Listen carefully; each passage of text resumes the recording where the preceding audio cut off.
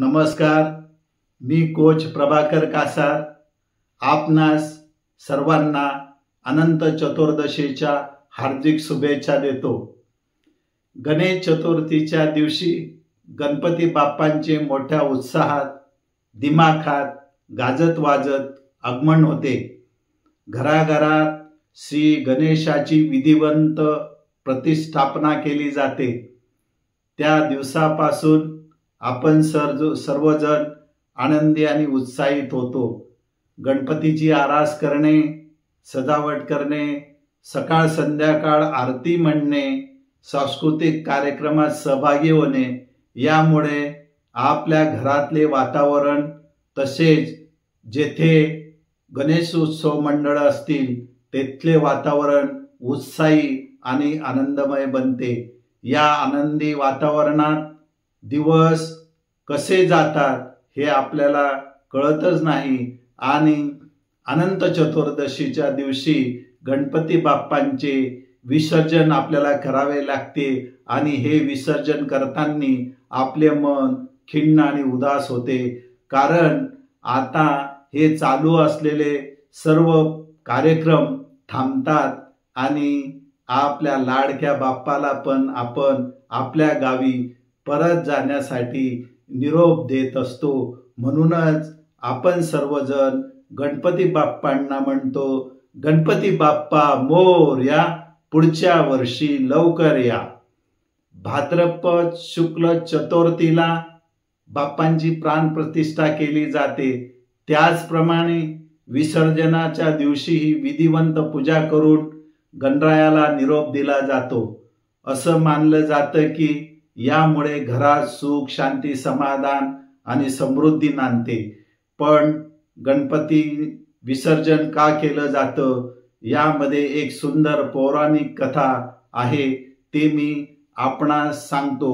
वेद व्यासजींनी महाभारताची कथा सांगण्यास सुरुवात केली तेव्हा तो दिवस भाद्रपद शुक्ल चतुर्दशीचा होता. त्यांनी सलग 10 दिवस डोळे मिटून कथा सांगितली आणि गणपती बाप्पा ते लिहित होते. 10व्या दिवशी जेव्हा व्यासांनी आपले डोळे उघडले तेव्हा पाहिलं की सतत एकाच ठिकाणी बसून लिहत असल्यामुळे गणपती बाप्पांच्या शरीराचे तापमान वाढलेले होते. त्यांना शीतलता मिळावी म्हणून व्यासजींनी एका जलस्रोतावर नेलं आणि स्नान घातलं. तो दिवस अनंत चतुर्दशीचा होता. म्हणून या तिथीला आपण गणेश विसर्जन करायची प्रथा सुरुवात केली आणि सुरू झाली. धार्मिक श्रद्धेनुसार आपण मूर्ती रूपात देवी देवतांची पूजा करतो. तेव्हा त्यांना त्यांच्या लोकांकडून आपल्याकडे बोलावतो. पूजा संपल्यावर आपण त्यांना निरोप देतो जेणेकरून ते पुन्हा त्यांच्या मूळ ठिकाणी परत जातील. गणेश विसर्जन हे जीवनचक्राचे एक प्रतीक आहे. ज्याप्रमाणे एखादा जीव जन्माला येतो आणि पुन्हा पंचतत्वात विलीन होतो, त्याचप्रमाणे गणपती बाप्पांची मूर्ती पाण्यात विसर्जन केली जाते. पाणी हे ज्ञानाचं आणि शहाणपणाचं प्रतीक मानलं जातं. जेव्हा मूर्ती पाण्यात विसर्जित होते तेव्हा गणेश बाप्पा मूर्ती रूपातून निराकारात विरघळतात. पंचतत्वांनी बनलेली मूर्ती पुन्हा त्याच तत्वामध्ये विलीन होते. हे विसर्जन आपल्याला मोह सोडायला शिकवते. आपण मोठ्या प्रेमाने बाप्पाला घरी आणतो, त्याची पूजा करतो, पण त्यांना निरोप द्यावाच लागतो. हेच आपल्याला शिकवतं की जीवन हे एक चक्र आहे. आपलं जीवन सुद्धा या चक्राप्रमाणे चालत असतं. लोकमान्य बाळ गंगाधर टिळकांनी या उत्साहात एक वेगळाच आयाम दिला. ब्रिटिश राजवटीविरुद्ध लोकांना एकत्र आणण्यासाठी त्यांनी सार्वजनिक गणेश उत्सवाची सुरुवात केली. श्रद्धेच्या नावावर भारतीय लोक सहज एकत्र येऊ शकतात आणि येतात हे त्यांना माहीत होतं. तेव्हापासून सुरू झालेली ही परंपरा आजही मोठ्या उत्साहात सुरू आहे आणि ती पुढे असेच चालू राहील आणि त्यामध्ये दिवसेंदिवस मोठी वाढ होत आहे आणि आनंदरूपी उत्साह मानण्यामध्ये लोकांचे मोठ्या प्रमाणात सहभाग त्यात होत आहे.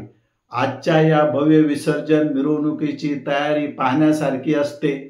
आकर्षक देखावे, ढोल ताशांचा निनाद आणि आकर्षक गणवेशातले पथक हे सगळे पाहून मन अगदी भरून येतं. आज बाप्पांना निरोप देण्यासाठी मन भरून आलं असलं तरी पुढच्या वर्षी पुन्हा गणपती लवकर येतील या आशेने मन शांत होतं. म्हणून आपण गणपती बाप्पांना विसर्जन करताना म्हणतो, गणपती बाप्पा मोरया, पुढच्या वर्षी लवकर या. धन्यवाद. मी कोच प्रभाकर कासार. अशा विविध प्रकारचे व्हिडिओ आणि लेख मी सोशल मीडियाच्या माध्यमातून आपल्यापर्यंत पोहोचवत असतो. त्या सोशल मीडियामध्ये फेसबुक, इंस्टाग्राम, यूट्यूब हे मीडिया म्हणून काम करतात आणि या मीडियावरती माझे चॅनेल्स आहेत. त्या चॅनेल्सची नावे कोच प्रभाकर कासार आणि कादंबरी एज्युकेशन अँड ट्रेनिंग इन्स्टिट्यूट ही माझ्या चॅनेल्सची नावं आहेत. तुम्ही कृपया मला लाईक करा आणि सबस्क्राईब करा आणि हे माझे व्हिडिओ लेख वाचून आपल्या ज्ञानात भर घाला. या व्यतिरिक्त मी या लेखाबरोबर अनेक प्रकारचे वेगवेगळे विज्ञान, तंत्रज्ञान आणि संशोधनविषयी व्हिडिओ आणि लेख या सोशल मीडियावर टाकत असतो. ते आपण पहा आणि मला त्यास सुद्धा सबस्क्राईब करा. धन्यवाद.